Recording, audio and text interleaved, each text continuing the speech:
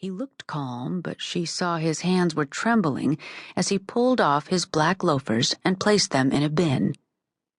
Something was off.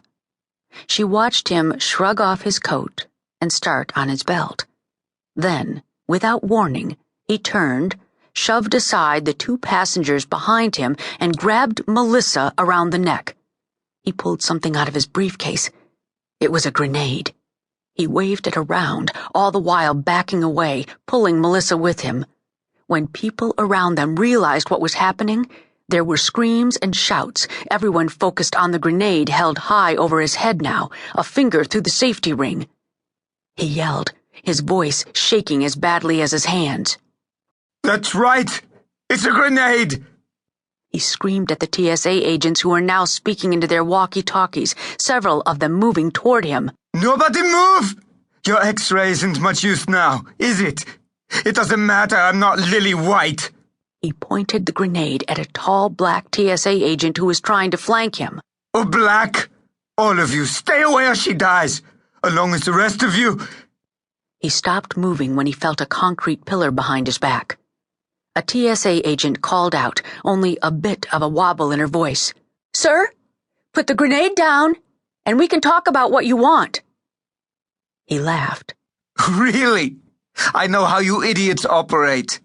Even without this grenade, you'd probably have taken me to one of your little rooms and ordered me to strip down, treated me like a criminal. That's because you target men who look Middle Eastern. And that's profiling, and it's against the law." His voice was near a scream now. Sherlock heard a French accent overlying the British clip with a trace of Farsi or Arabic. "Because I'm dark and wear a beard?" Had he forgotten he'd shaved it off? "Don't come any closer, or we all die right now." He tightened his hold around Melissa's neck. Her hands were pulling at his arm, her face turning blue. The TSA agents were slowly flanking him as he talked.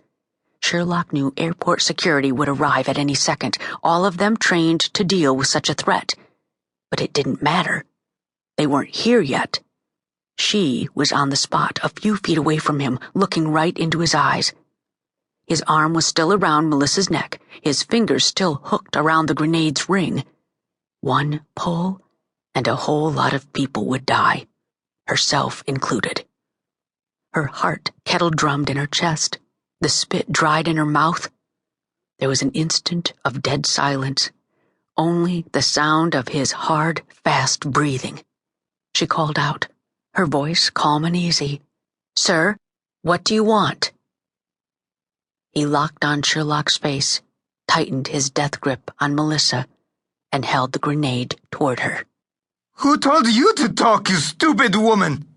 Get back with the rest of the mutts and shut up." "Sir, you obviously knew you couldn't get a grenade through X-ray, so you planned it this way. Why? What do you want? What if they simply let you leave?" She wanted to see how tight his hold was on the grenade ring, but she forced herself to keep her eyes on his face. He screamed at her. "Shut up, or you'll be the first one dead. You agents, stop moving around. Do you hear me? Any more of you take a step toward me, I'll toss the grenade right in front of you." The TSA agents stopped in their tracks, their eyes moving from him to Sherlock and always back to the grenade he held in his shaking hand. The passengers stayed still as stones, as they'd been told, hardly breathing, watching, praying. Sherlock heard a distant cacophony of voices, either running away or swarming closer to see what was happening.